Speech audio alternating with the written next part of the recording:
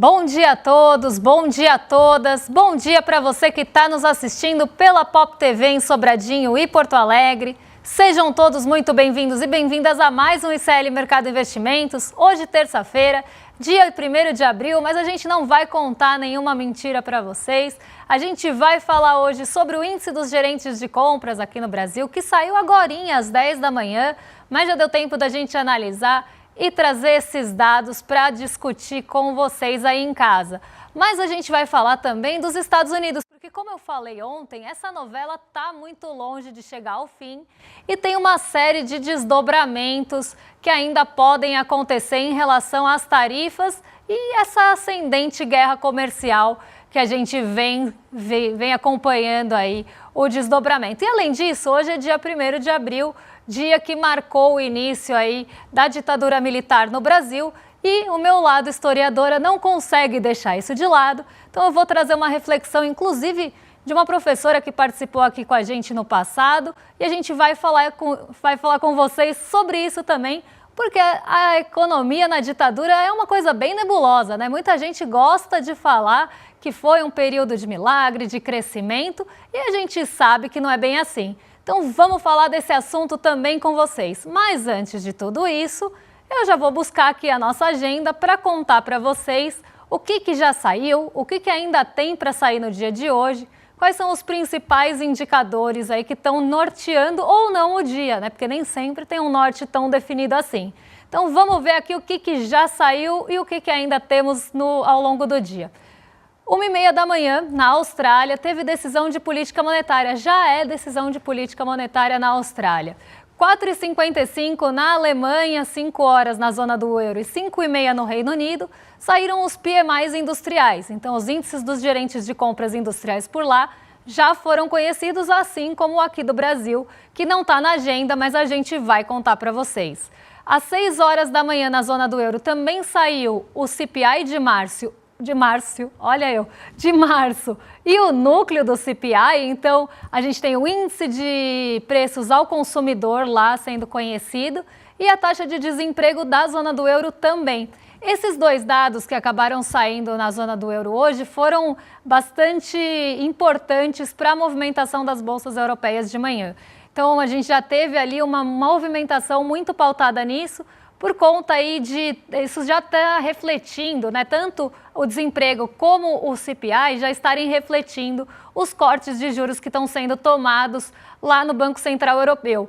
Então a gente já teve algum reflexo disso acontecendo na economia, apesar de ser um corte mais recente, né? Não faz tanto tempo que eles estão cortando os juros por lá, mas isso já começa a aparecer, principalmente na taxa de desemprego. Então foram dois dados bem importantes hoje pela manhã. 8 horas da manhã saiu o IPCS semanal, aquela medição que acaba ficando em segundo plano, porque ela é semanal, é uma medição quase preliminar mesmo. E às 8 horas ainda aqui no Brasil saiu o índice de confiança empresarial. Esses índices eles já saíram quase todos, tá, gente? Então quando a gente tiver a divulgação completa, a gente vai trazer um compiladão aqui para vocês. Um resumão de tudo que teve de confiança, o que subiu, o que caiu, quais são os setores que estão com mais confiantes, os que estão menos. Agora que a gente já tem o panorama completo, a gente traz para vocês no próximo programa. 9h30 da manhã, a presidente do Banco Central Europeu, Christine Lagarde, vai discursar em um evento sobre inteligência artificial. E aí é o que eu sempre falo, gente, inteligência artificial aqui também acaba ficando meio em segundo plano. O que as pessoas querem saber é sinalização em relação à política monetária, se algo vai mudar ou não por conta das tarifas. Então é justamente isso que o mercado busca quando coloca um dado desse na agenda. Não é o que a Christine Lagarde quer falar sobre IA. É o que ela vai falar sobre política monetária, quase ali como um cenário, como uma conjuntura. Às 10h45 saiu o PMI industrial dos Estados Unidos de março final também. Então uma medição que a gente vai trazer para vocês depois, porque 10h45 aqui já está às vésperas do programa. E a gente ainda tem o PMI industrial da ISM nos Estados Unidos, que sai agorinha, e o relatório de aberturas de vagas do JOLTS. O JOLTS é um relatório de abertura de vagas e ele acaba trazendo ali quase um termômetro, quase uma expectativa para o relatório mais conhecido e mais completo, que é o payroll dos Estados Unidos. Então, ele sempre antecede o payroll. E para finalizar, o economista-chefe do Banco Central Europeu, Philip Lane, vai discursar em um evento sobre inteligência artificial, o mesmo que a Christine Lagarde está. Então, hoje uma agenda mais voltada para o mercado de trabalho nos Estados Unidos e dos índices de gerentes de compras de uma forma geral. Porque todo mundo quer saber também para onde está indo a indústria e quais são aí os nortes e direcionamentos que o PMI vai dar, porque ele sempre sai antes das pesquisas oficiais.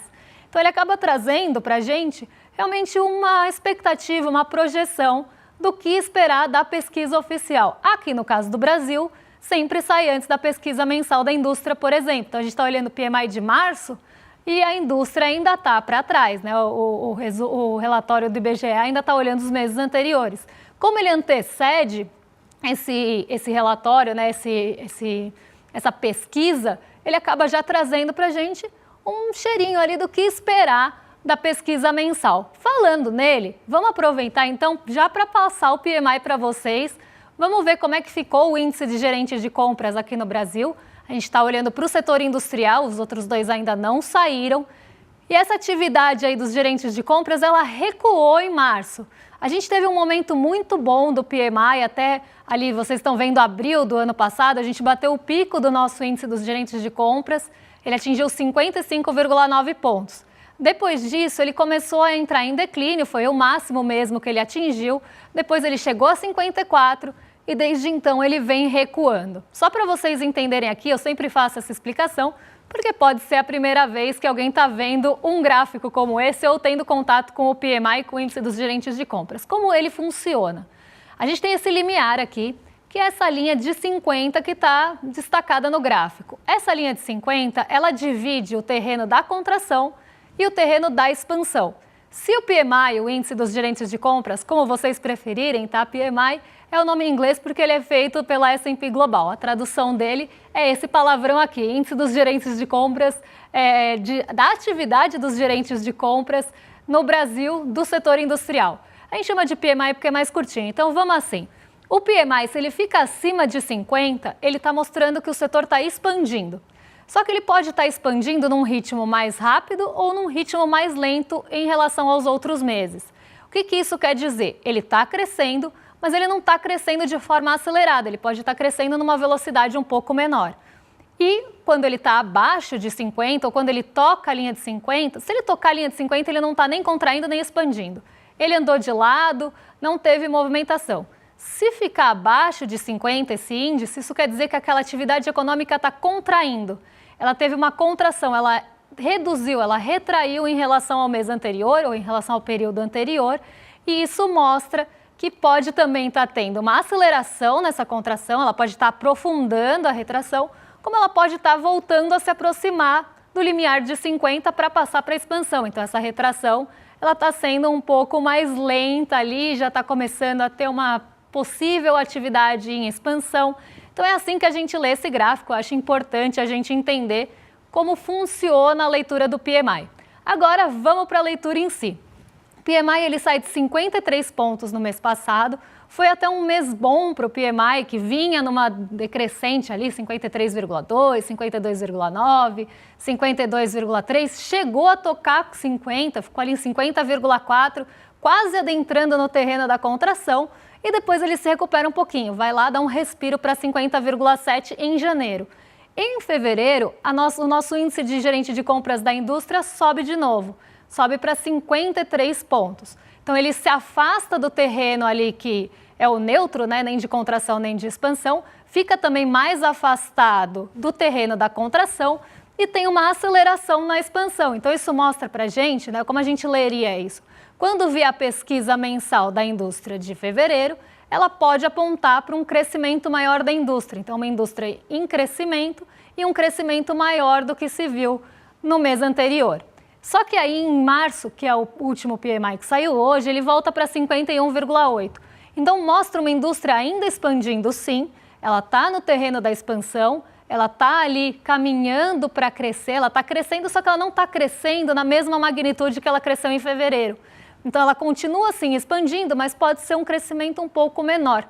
E aí é que está o grande problema, né? Porque a taxa Selic, ela começa a atuar na indústria já de uma forma um pouco mais visível, e a gente está vendo isso nas pesquisas mensais da indústria e também dos outros setores, do comércio, dos serviços, uma taxa Selic já mostrando as suas garras ali. Então, uma taxa Selic alta para a indústria, primeiro, encarece o custo de capital. Então, para você pegar um empréstimo, para você ter uma comparação, né, se a empresa ela é mais endividada ou se ela é menos endividada, o custo de capital responde a isso. Se ela tem mais dívida e a dívida vai ficar cada vez mais cara daqui para frente, ela vai ter um custo de capital mais caro. Para ela fazer o investimento, para ela aumentar a capacidade produtiva, isso vai ficar mais caro. Então, a gente tem essa dificuldade já aparecendo na indústria. Só que tem outros pontos também. Vamos pensar que nós somos industriais, já pensou? Mas vamos lá, a gente é um industrial e a gente vai tomar uma decisão aqui juntos. A gente tem duas opções. Ou a gente bota o nosso dinheiro na produção, vai aumentar a capacidade produtiva e tomar risco nisso, ou a gente vai sentar num título do Tesouro a 14% no mínimo. Então, 14,25% hoje é o que a gente ganha na taxa livre de risco. A gente tem essas duas opções, tá? Não estou nem falando de um pré, não estou nem falando de um crédito privado que pode pagar até mais. Vamos ser o mais conservador possível aqui nessa tomada de risco. Ganhar 14,25% com uma taxa Selic ali, podendo retirar o dinheiro a qualquer hora, ou a gente vai botar o dinheiro na produção, aumentar a capacidade produtiva, vai contratar gente, vai fazer tudo isso para ter lucro no nosso setor industrial. Temos essas duas opções. O crédito para fazer essa expansão está ficando mais caro, então você já vai pensar, bom, talvez essa minha tomada de decisão fique mais cara, eu vou ter que ter mais lucro para pagar isso. Esse já é um ponto de entrave que começa a ter. Outro ponto é, eu tenho a possibilidade de ganhar 14,25% ali sentado num título sem fazer muita coisa. E posso também colocar o meu dinheiro na produção. Quando que eu vou colocar o dinheiro na produção? Quando essa expectativa de lucro superar tanto o meu custo de capital, que vai custar para eu botar aquele dinheiro ali, para eu pegar emprestado, o que seja, como também o lucro tem que ser maior do que a taxa Selic, porque senão ninguém vai colocar o dinheiro em risco, a produção pode não dar certo, pode não ter demanda, pode começar a formar estoque, ninguém vai colocar o dinheiro em risco podendo ganhar 14% se vislumbrar um lucro menor que 14%. Esse é um ponto. E por isso que a gente sempre fala, a taxa Selic ela é um excelente freio, você puxa lá o freio de mão e ele começa já a desacelerar. Só que nem sempre vai ser um pé no acelerador, nem sempre ela vai conseguir acelerar a atividade econômica, porque não somente tem que superar essa expectativa de lucro e tem que ser maior do que você ganha num título livre de risco, como também você tem que entender que vai ter demanda no futuro. Porque não adianta nada você começar a produzir agora, colocar o seu capital em risco, crescer a planta, aumentar a capacidade produtiva, se você vai começar a formar estoque e não vai conseguir desovar isso. Então, se você tem uma expectativa que a sua demanda futura não vai ser boa, você não produz hoje, porque você produz hoje para atender essa demanda futura. Se você acha que essa demanda futura sua não vai ser boa, por que é que você vai colocar o dinheiro em risco? Então, não basta você ter uma taxa de lucro maior do que você esperar da taxa Selic. Você tem que achar que vai continuar tendo demanda para comprar esses produtos no futuro, para você não formar estoque, para não ficar com isso parado, para você conseguir desovar e ter realmente quem compre. Só que aí é que está o grande problema. Se a taxa Selic está muito alta, a demanda começa a ficar também estrangulada. As pessoas também não vão conseguir crédito para comprar. O crédito vai ficar mais caro e mais enxuto. As pessoas podem começar a perder emprego, podem começar a perder renda. Então você não vai ver essa demanda futura. Porque uma coisa é, então vamos baixar só a Selic. Se baixar só a Selic, como a gente viu acontecer lá quando o Roberto Campos Neto jogou a Selic para 2%, mesmo assim os índices não deslancharam, eles continuaram patinando. Por quê? Por mais que a comparação fosse ganhar mais que 2%, o que não é uma coisa muito difícil, 2% ao ano, você tinha que ter expectativa que a demanda ia crescer. Só que não tinha expectativa que a demanda ia crescer. Muito pelo contrário, o desemprego estava muito alto, o emprego estava ali mais precarizado também, tinha toda a questão não só de precarização, mas de desemprego muito alto, de uma renda achatada, do trabalhador tendo que escolher o que ele ia gastar o dinheiro, porque ele não tinha dinheiro para gastar tudo. Então, que demanda futura que ia se vislumbrar?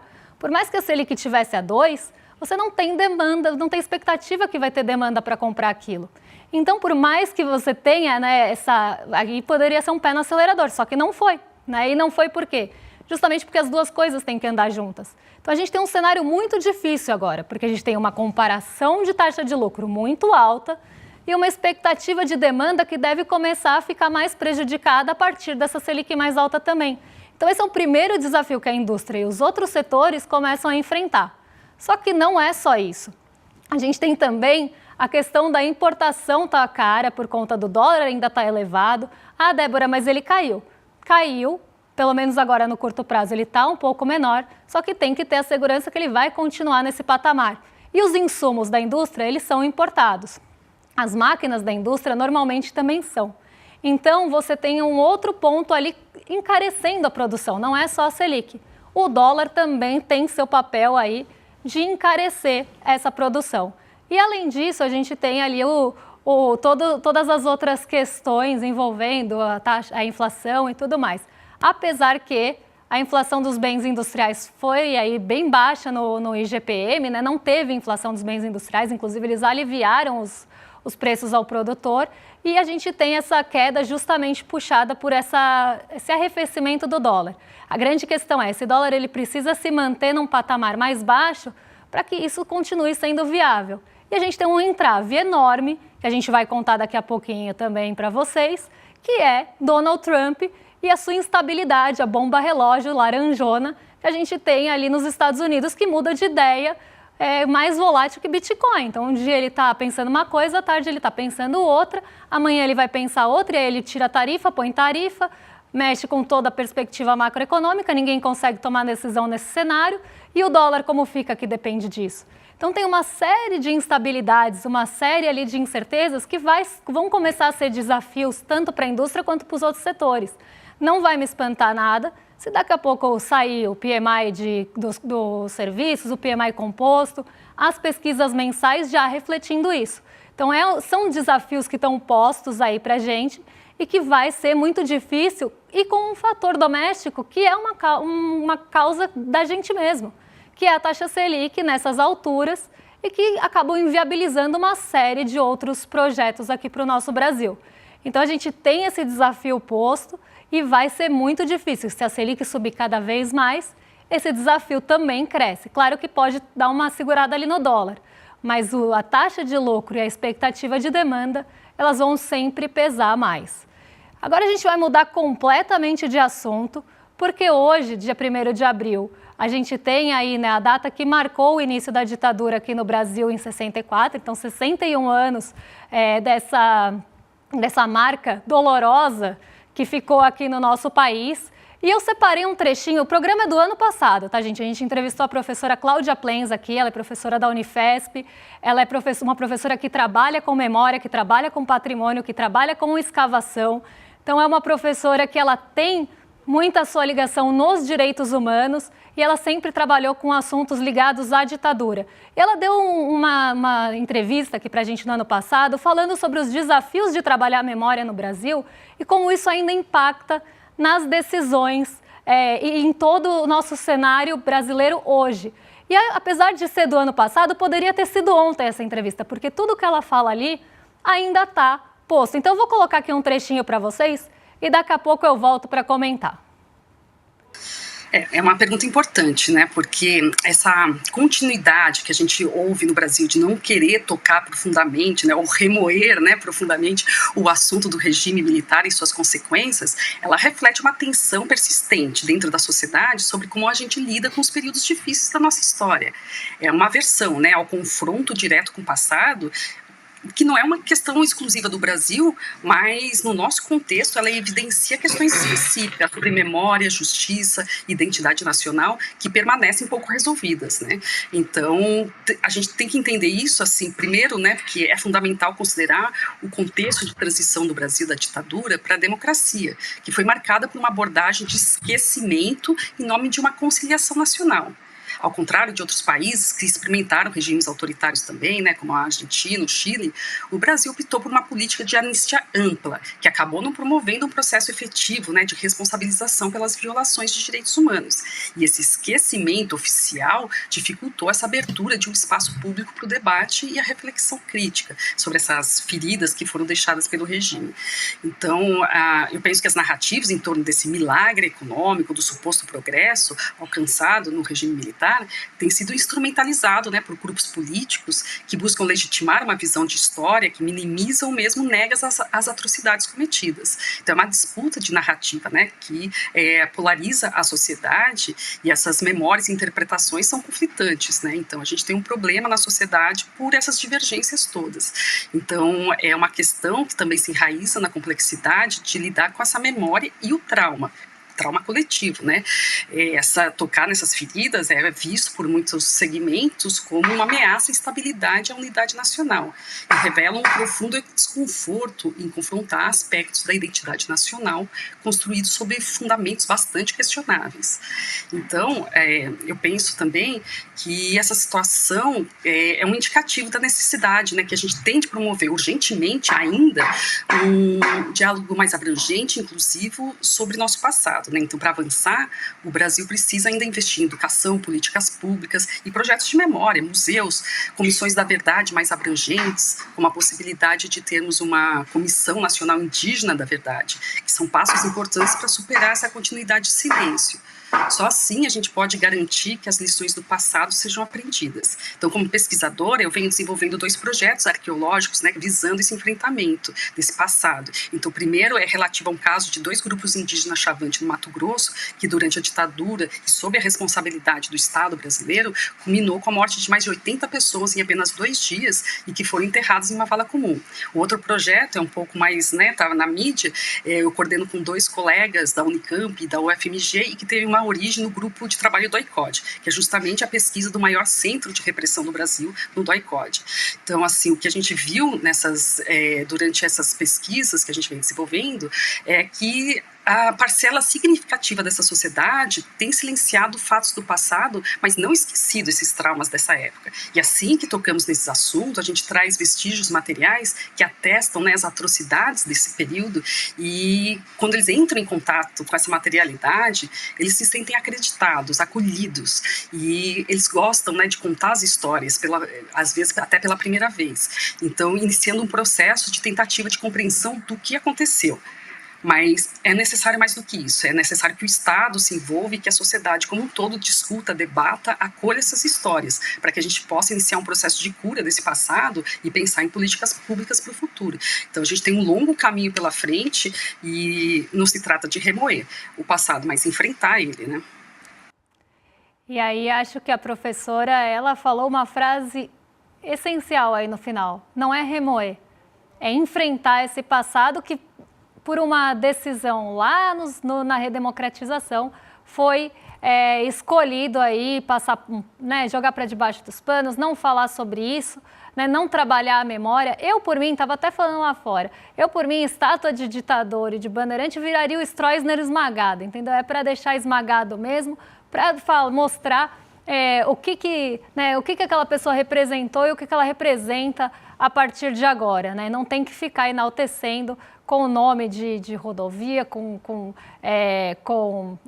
praça pública, com escultura. Para mim, tinha que mesmo esmagar todo mundo e deixar aquilo para trabalhar a memória. E outros trabalhos, sim, por meio de políticas públicas. E a gente sabe, né, que esse não é a forma e não foi a forma que o Brasil trabalhou isso, e por isso, inclusive, a gente tem eventos como o 8 de janeiro, como essa ascensão acontecendo aqui no Brasil. E até vou deixar aqui como uma sugestão para vocês, é um texto bem curtinho aí, Forjando 1964, Acumulação Capitalista e Luta de Classes, porque foi um regime, sim, que teve um processo de crescimento com endividamento externo, a gente tem que sempre lembrar isso, mas que foi extremamente concentrador de renda.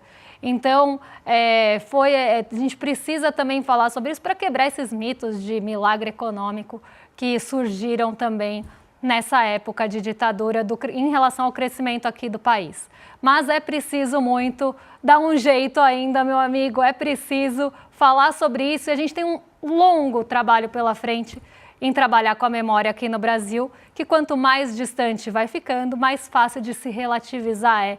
E a história não é relativa, a história é a história.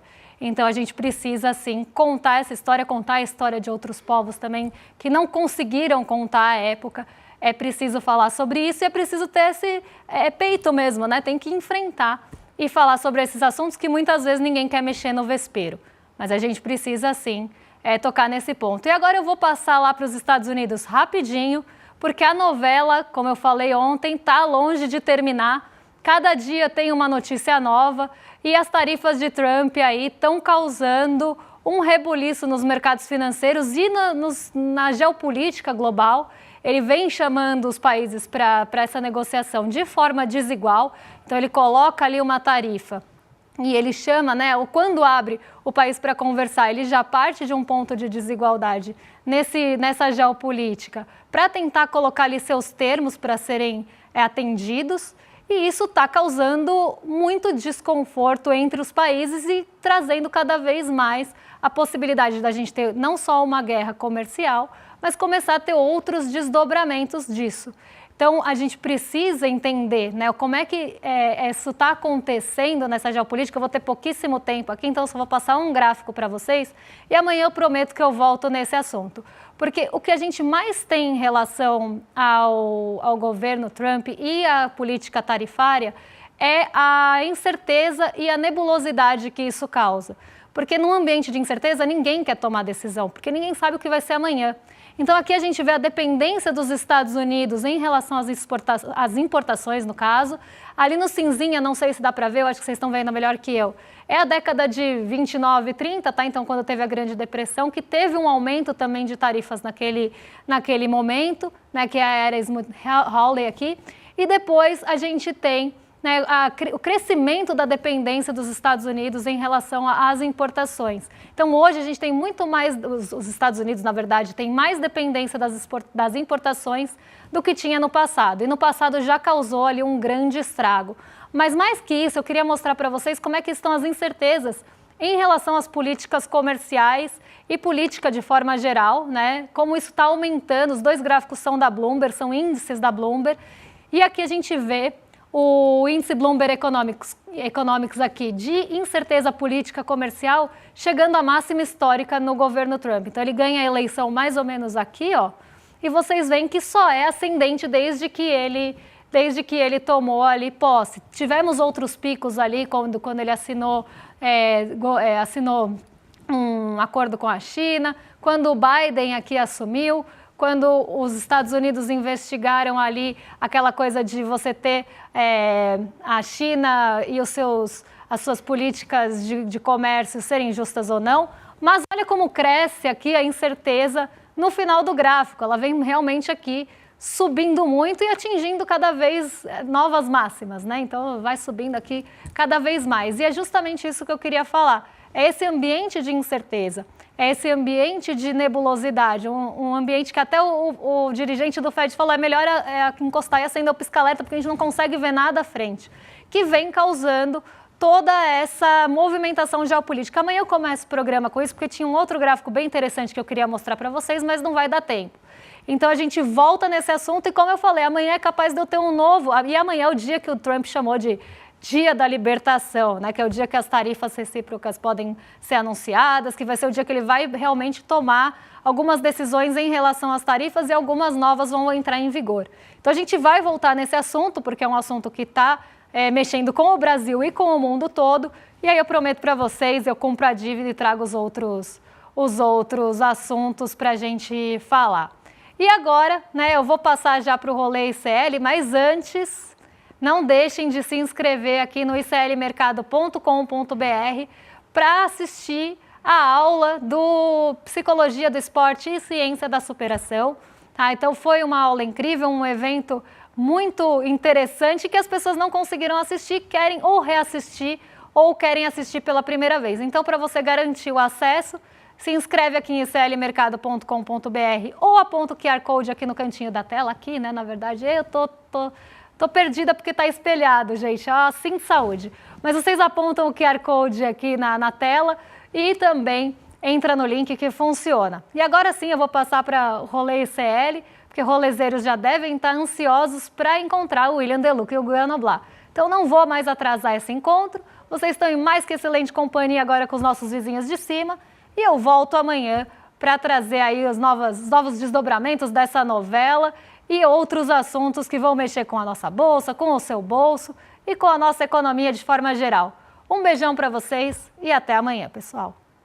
Fala galera, a gente realmente teve uma das palestras mais incríveis e transformadoras de todos os tempos aqui nesse nosso espaço, dessa nossa comunidade. Uma aula com Mark Allen, maior triatleta de todos os tempos, que emocionou, que ensinou, que trouxe ferramentas práticas para as pessoas usarem e encantou. Muita gente está pedindo para assistir novamente, queria anotar as coisas, sabe? Para poder deixar aquele negócio escrito na parede. São coisas que mudam uma vida inteira. E a gente resolveu liberar o replay para vocês poderem assistir essa aula, que é a aula inaugural de uma jornada que é ainda mais incrível.